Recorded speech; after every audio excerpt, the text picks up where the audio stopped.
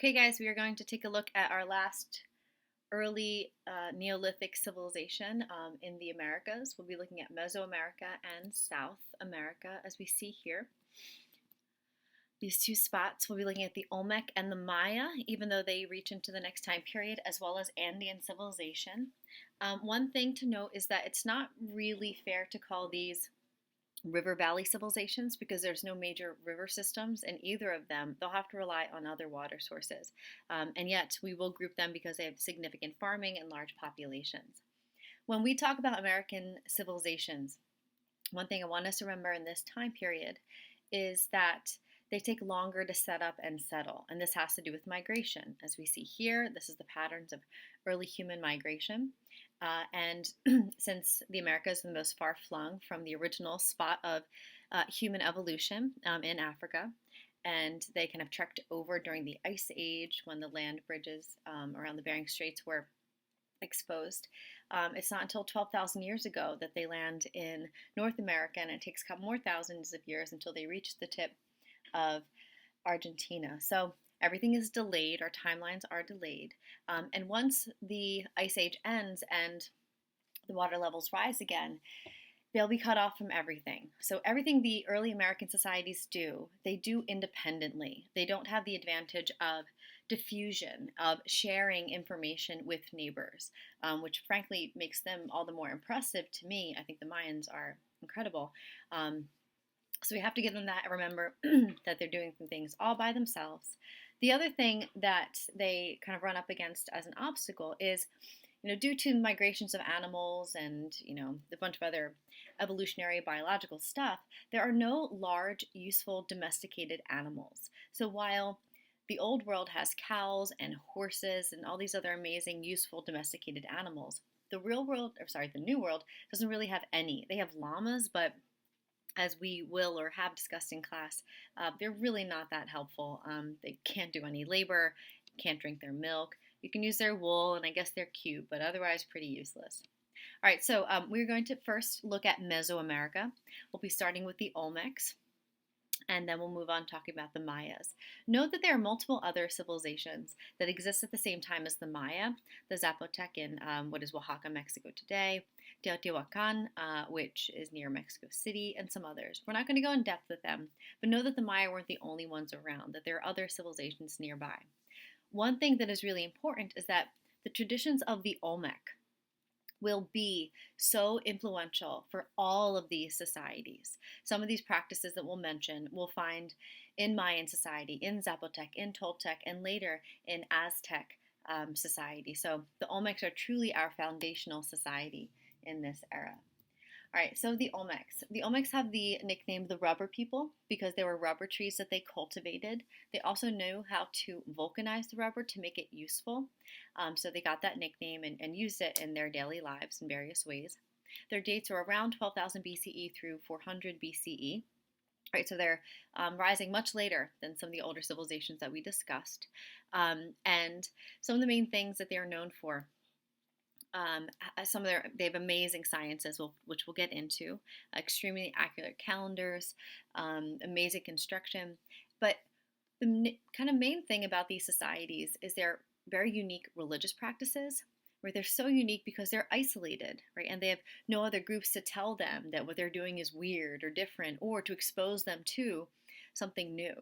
So what we get is a continuation of some really interesting practices.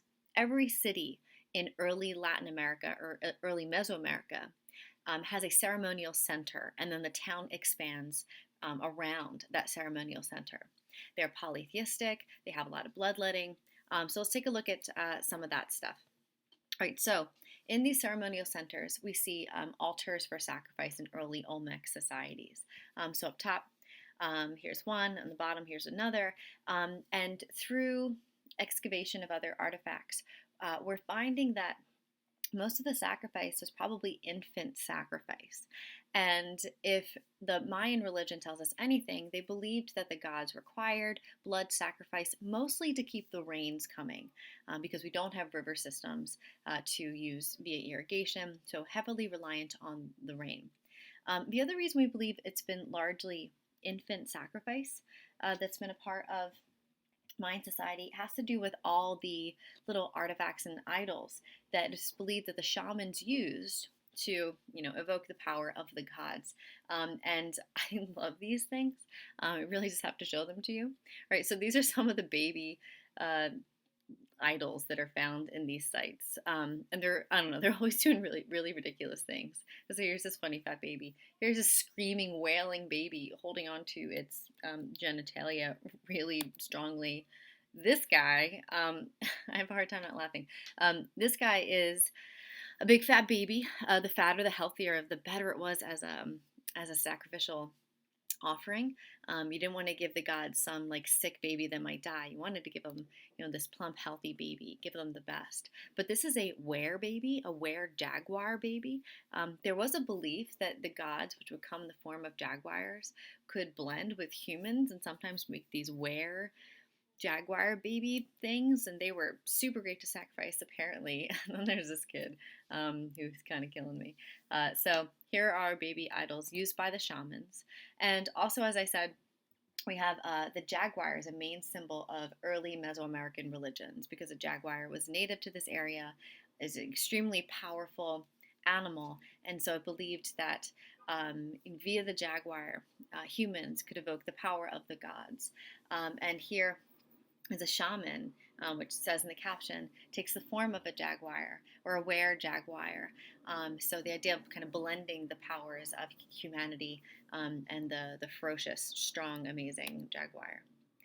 Another cultural element that is linked to religion is the ball game. So we call it the Mayan ball game because the Mayans kind of took it to a whole new level, but the Olmecs started it. It's a combination of basketball and soccer, then used the vulcanized rubber balls. Sometimes they put human skulls in the middle of it, connecting it again to the concept of sacrifice and the religious ceremonies.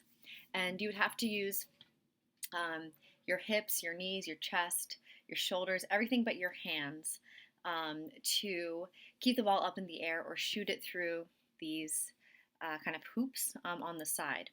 And the ceremony was important, or the ball game was important, first for entertainment, but also it could solve disputes among the people if there was something that they didn't want to go to war for. It also could identify if someone was going to be a sacrificial victim. And there's controversy over who would be sacrificed, if it'd be the losing or the winning team. For the longest time, people thought it was the losing team that would be sacrificed, but now we believe it was the winning team because, again, think about it. You don't want to send your god a bunch of losers, right? You want to send your gods winners, right, to make the lands fertile, right, to save you from invaders or something like that. So, no, we don't know for sure, but those are the theories that are out there. Other Olmec achievements that will persist and will be improved by later Mesoamerican societies. Includes a lot of stuff they're doing with astronomy. Right? They were really great at observing the stars, and via that, create a very accurate calendar.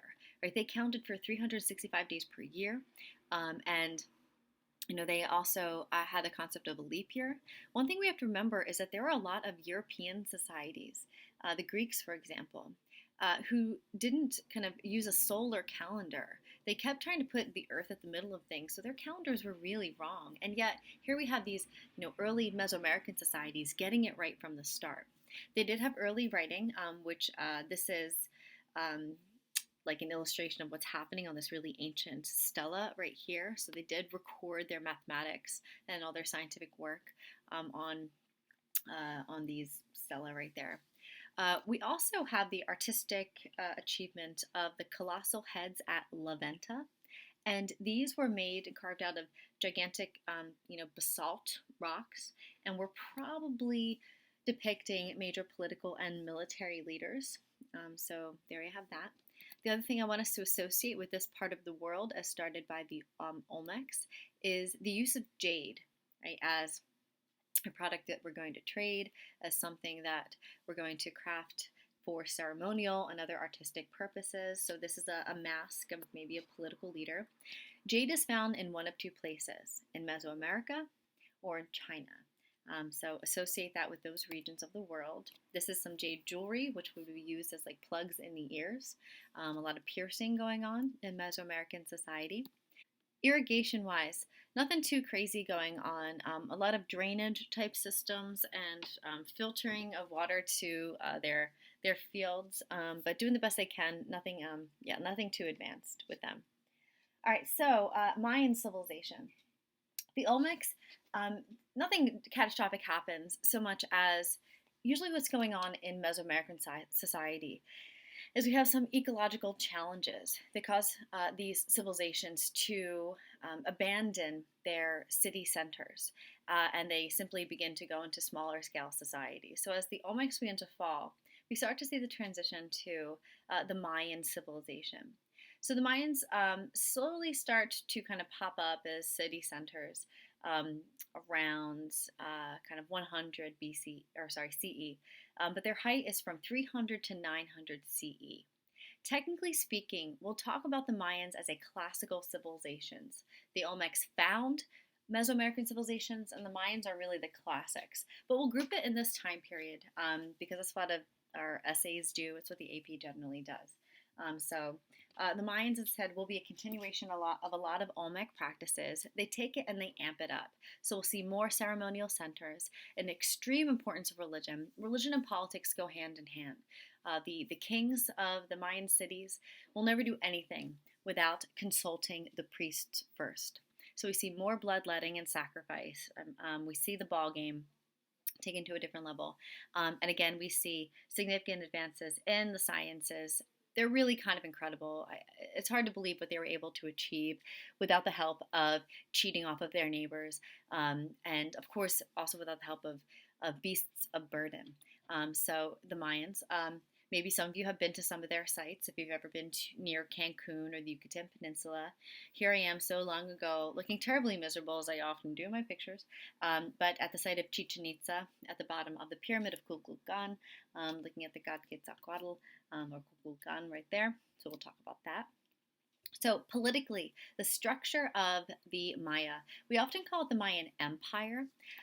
When we say empire, usually what that means is that there's one seat of government, one group wielding power over a large expanse of land. But really what's happening is that we have a collection of these autonomous kingdoms or city-states, right, throughout the Yucatan Peninsula of Mexico, throughout what is Guatemala, even kind of hinting down towards Honduras. And when things are going good, these city-states get along very well. So there's a lot of cooperation and trade. But when there was scarcity, as happens as we approach the year 900, there's serious war. So there's no one king wielding power over all this land. It's kind of a federation of all of these sites. Trade-wise, we have to remember, there's no international trade in the Americas. Everything is intra-regional. So all of these city-states are going to be trading things I have listed here, like jade, quetzal feathers. So this bird feather was used as a form of currency. Cocoa beans, so lots of chocolate, jewelry, food, obsidian rock, stuff like that. They also would have been trading with some of those other societies that are existing right now, like I said, the Zapotec. They might even go all the way up to Mexico City, what is modern-day Mexico City. There are some historians that believe they could have been trading all the way up to northern Mexico and maybe even possibly some of their products could have made it to the Mississippi River Valley. We don't know for sure, but it's a really good theory that is out there. And here I have kind of a kitty map looking at some of the major ceremonial centers or major kingdoms. For the most part, Tikal will be the most powerful. It's pretty central, so that makes sense. And there's a moment when Chichen Itza becomes the most powerful of these city-states. But otherwise, we have lots of them, Palenque, and Bonampak, Copan, Tulum. Maybe you've been to some of these places if you've been lucky. So I did just want to show you a couple of them. Tikal, like I said, was really the most powerful due to its central location. A lot of trade passing through there. So around 300, 700 CE, they were the most powerful. So we can see here the idea of a ceremonial center persists in the Mayan era. We have a major pyramid right here, the main pyramid of Tikal. Interestingly enough, this was the tallest structure in the Western Hemisphere until the Flatiron Building was built in New York much, much later. So pretty impressive feat. And remember, this is all human labor. We have no animals help us drag rocks from quarries miles away or to pile rock upon rock. So there's a great amount of human labor, maybe in the form of slaves, but usually just in the form of basic kind of low-level laborers who were doing this to please their kings, to please their gods. So pretty impressive stuff. Chichen Itza is another one of our major cities. It's near Cancun. It gained supremacy around the year 800, and it's one of the last cities to be built. And so, since it's quote unquote newer, it's really well preserved. So, it's kind of the city that we get most of our information from. And this is an aerial view, so you can see it. It's like so magical. It's super cool. I hope you get to go there in your lifetime. So, more pyramids and stuff like that in the middle of kind of, well, what was a major rainforest since there's been a lot of deforestation. This is kind of a tourist map of what the main structures are in Chichen Itza. And up at the top is most of the cultural centers. So we have what the Spanish called the Castillo. This is the Temple of Kukulkan, kind of the main god of this city. There's lots of other kind of temples all over the place. Over here is the Great Ball Court. So they've persisted in the ball game. It's the biggest ball court in Mayan society. Up top is a sacred cenote where they would throw people into this sinkhole for sacrifice. This was also at the Temple of Warriors, another sacrificial site. And towards the bottom is our scientific exploration area, the observatory, which was all about observing the stars and doing all the other scientific stuff that made this society so great. So scientifically, if you take a minute, this is what the observatory looks like. You can no longer go in it. I was able to do that years ago when I went. And inside, you can still see all the amazing kind of etchings in the walls. And when they studied astronomy, they did so for agricultural purposes and scientific purposes. But ultimately, it was also for religious purposes. One thing that was cool about this site when I was able to go in is that there's all these little windows, and they aligned with the sun and the moon as they hit certain important points in their calendars. And the way that they were set up, the sun and the moon would pass through those windows, and their light beams would hit a relief that would have a god on it or some other symbol that highlighted what holiday it was and how that should be celebrated. So the scientific, the political, and the religious are all linked in this society. And taking on the Olmec calendar, they simply improved upon it. And they have two calendars. They continue that solar calendar. And like I said, just like the Olmecs, but even more accurate, they had this perfect calendar that accounted for leap years and still today can predict major astral events when certain meteor showers should be happening and all sorts of stuff like that. But they also had a ceremonial calendar, and they linked up in really interesting ways. This is what the Mayan ceremonial calendar looks like. Broken up into these like 20-week periods that would rotate 13 times. So the ceremonial calendar is 260 days. And this is actually a book. They did leave some behind. Many were destroyed by the Spanish when they took them over. Very rude. And in this book, we can start to see how all these things do come together. They do have a writing system. It is a blending of ideographic writing, like hieroglyphs, and syllabic writing, like our various alphabets that we have in other parts of the world. So we have some of that going on here, as well as a lot of pictographic stuff, so many images. This is looking at the importance and the usage of the ceremonial calendar, this book right here. So this is what I mean when I say they have syllabic writing. So these are the symbols that you can mash together to make words. And then other words should have been, usually due to religious reasons, done ideographically, right? So here's something for sky. There's, whatever the word is to make, to bless something, right? So it's a combination of the two, which actually makes it a really impossible language to follow. So the scribe and priestly class were really the only ones who could read or write. And they meant to make it really elite. They didn't want everybody writing. It's a very stratified society. In terms of numerals, they do have a numeral system. They were amazing scientists. They used a base 20 system. So a dot meant 1, a dash meant 5, and they kind of mashed those all together. One thing that's so important is that they, quote unquote, discovered 0. There are so many societies in the ancient world that didn't acknowledge the concept of 0. So that made their math really complicated. But the acknowledgement of 0 simplifies maths and makes it more accurate. And the Mayans acknowledged that and did that all by themselves. Other societies will figure that later in the Old World, and it's the Indian societies that figure that out and then spread it to everybody else. But the Mayans do that all by themselves. Architecturally, we see the amazing scientific capabilities of the Mayans through their construction. I mean, what they were able to do is, I mean, it just blows my mind. So, not only are what they're doing so kind of sound engineering wise, but also everything had some sort of religious meaning. The best example is the Pyramid of Kukulkan in Chichen Itza, right? So, there's a lot of cool stuff that happens with this. All of the corners align with the cardinal directions, north, south, east, west, perfectly. There's also kind of cool things where if you stand in front of the main staircase a certain way and you clap your hands, they fixated the temple and some other structures in the area in such a way that once you clap, the acoustics reverberate and it sounds like the call of the quetzal bird, which is the sacred bird of the Maya. It's freaky. They're so smart. So they knew to do that type of stuff. And like I said, everything going into this pyramid has some sort of spiritual meaning. So we're not going to look at all this type of stuff, but every main set of stairs represented some value of the Mayans.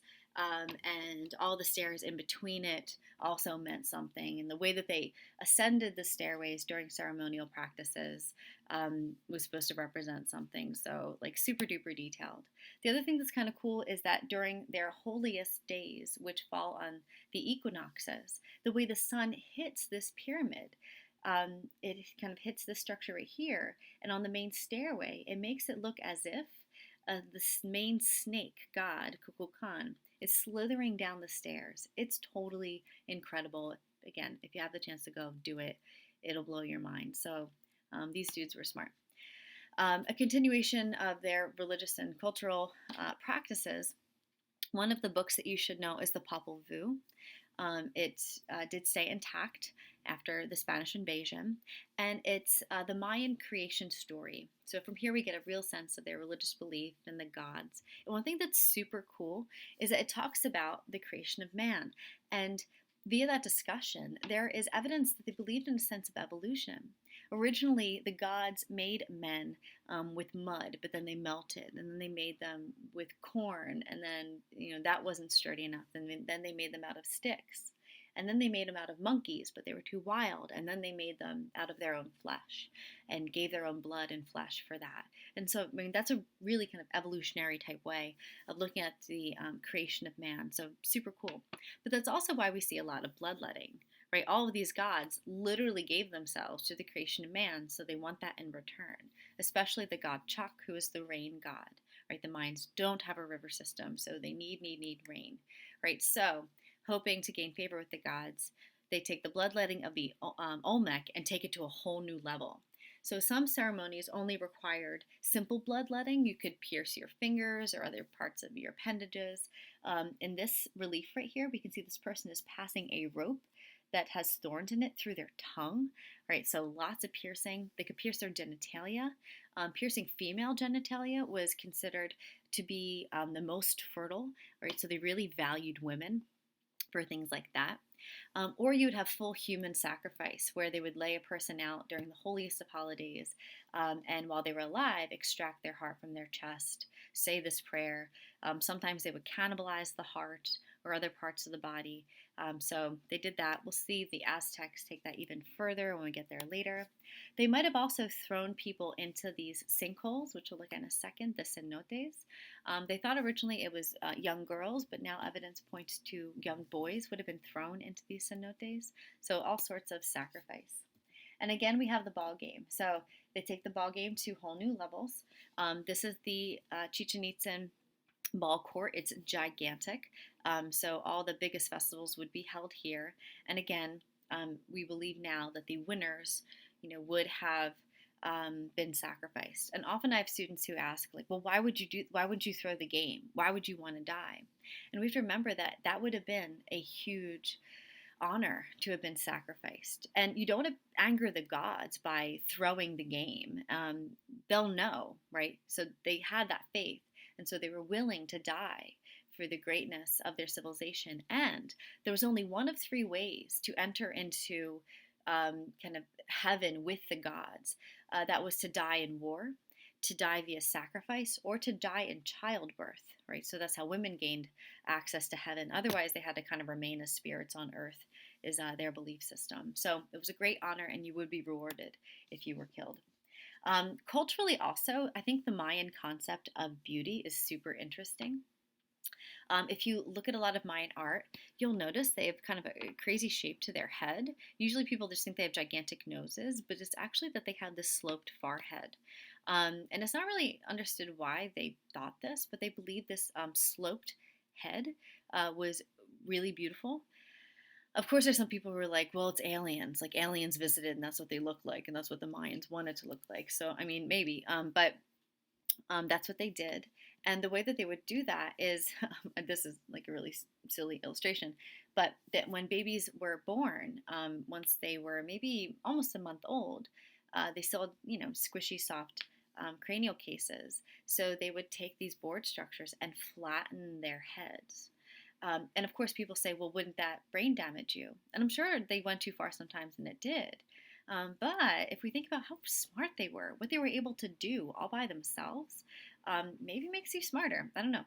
The other thing that they would do is cross their eyes. So when a child was young, they would dangle a bead between their eyes to train them to cross your eyes. So the Mayans were walking around with flattened heads and crossed eyes, which is totally wild. So, pretty interesting culture of beauty. Agriculturally, all of these societies are maize-based societies. So corn, corn, corn, corn, corn. Right? When we think of Latin America, especially Meso America, automatically think about corn. Right? So maize-based.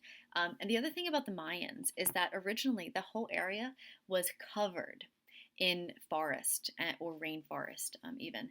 And in order to support their large populations, they began to seriously slash and burn the land to clear it to make arable, farmable land. That will be a big part of their downfall.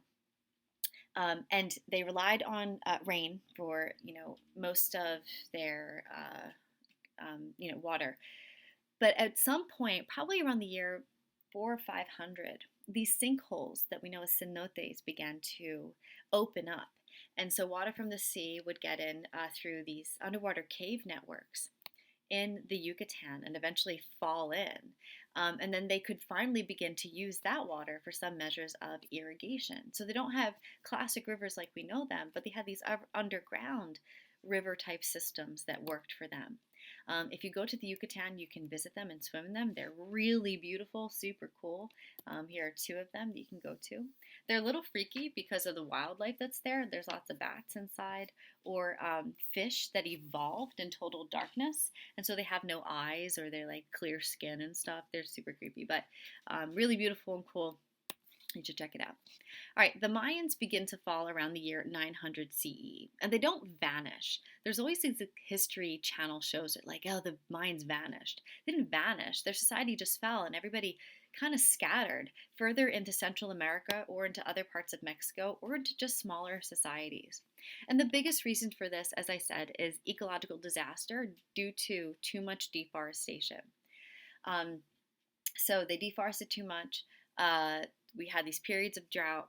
But then by not having trees, we, are disrupting the, ecological patterns. We're disrupting the water cycle. And so there's even less rain, which means more drought and more famine, which leads to war because the scarcity is freaking everybody out. I don't know the true numbers, but between the year, it's like 400 and 900, the average temperature of this area went up significantly. And if you've ever been to the Yucatan, it's really hot. And it was always warm, right? But it just increased exponentially. So this is definitely one of our cautionary tales about destroying environment. The one thing the AP will try to get you to do is say that the Spanish destroyed the Maya. No, the Spanish don't show up until after 1492, and the Mayan societies have dispersed before that, around the year 900. So don't get caught in that trap. It's not the Spanish. They did it to themselves. All right, we're only going to briefly talk about the Andes because they are pretty, low key. All these decentralized city states in the Andes Mountains, between mostly in Peru, but some of them down in Chile. And they have a couple things in common. Agriculturally, there's a heavy reliance on corn. The potato is huge in Peru.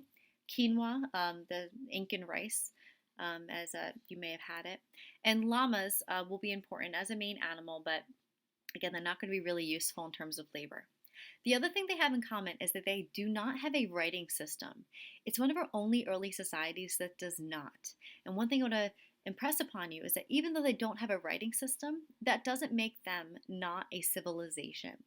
It's helpful to have writing to be a strong civilization, but not 100% necessary.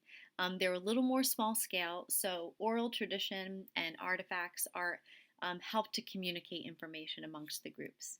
And even though there could be periods of war, it's believed that they were fairly peaceful because they would be kind of isolated and it was hard to traverse the Andes Mountains because those things are no joke.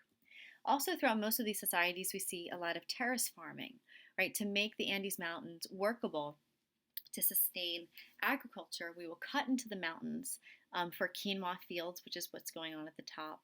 And this is in Machu Picchu, so it's a little more manicured, but these most likely would have been potato fields.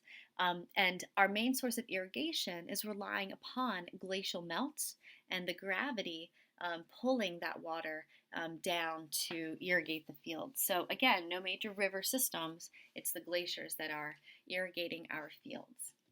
The two societies that the AP generally wants you to know is the Chavin societies. We don't know a ton about them. Because again, they don't write, so all we have is their art, which can be kind of out there and mysterious.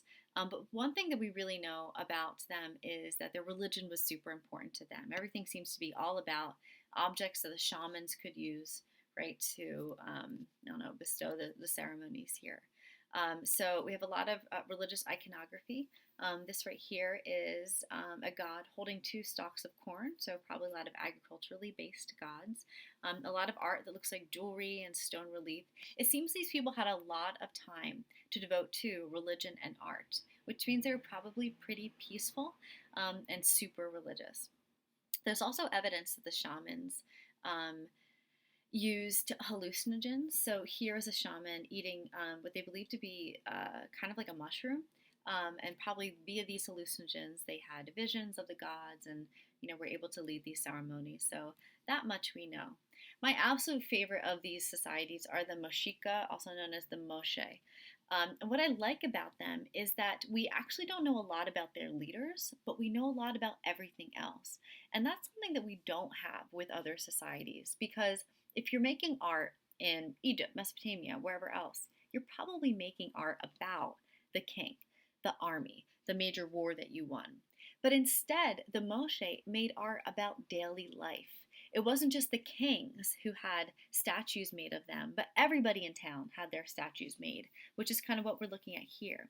In the Museo Larco in Lima, if you ever go, and here I am being a real weirdo, trying to get my head in between all these other guys, they have a huge collection of the pottery made, the busts of everybody in town. Now, if you'll notice, it's mostly men. Men generally had their busts made, but women show up in art in a lot of other ways. But it's not just like a great warrior, as we see here, but like this dude's in there, and it's believed that he was probably a farmer. He looks really friendly and sweet, so they definitely spent time personalizing the art of this era, so everybody gets their busts made. And here we see other examples of the daily life in Mushika society. So here's a woman about to give birth, so a little explicit, but honoring those women and their great role of being a mother. So here's a woman, here's another woman breastfeeding. Here's a man and woman like eating dinner. I mean, talk about daily life. It looks like they might be watching TV or something. They're just pretty relaxed, not talking to each other. So here they're eating dinner. Here are men working to melt down ores for some type of metallurgy, so people laboring. This is, I think, super fascinating. This is showing a person with partial facial paralysis. So we're not just showing, the good and the strong, but we're also looking at, medical problems and oddities. So that person's fascinating. There's a lot of supernatural art. So what we do know of the Mashika is that they definitely believed in the supernatural. There's all these interesting skeletal objects that show up in their art. There's images that show they believed in vampires and all their other types of supernatural kind of monsters. So I think that's interesting. Another thing that they did, which I'm not going to really show you, but I'll give you a little hint into it, is they did a lot of erotic pottery, or what I call erotery. And some of it is very celebratory, like, yay, people are getting together and having sex. But also some of it is a little bit creepy. So these aren't like um, happy lovemaking scenes amongst, husbands and wives. Actually, these two scenes right here, which because I have blurred out the very explicit parts, are actually showing what looks like sexual violation or rape. If you were to see the original of this, you'll see this man is like forcefully kind of holding this woman's hands by her side, and this guy is covering her mouth, indicating that there was some sort of sexual violence going on. So the Moshe would show things like this. There are also some pottery that showed things that look like murder. So again, hyper documenting life. And so it's hard to tell whether they're showing this just to document it or maybe if they're condemning it, but they're acknowledging it. And it's also a really good reminder that there are certain behaviors in human society that have persisted throughout time. And sadly, that also includes violence against one another. All right, so we will leave that there. So we have finished our American societies.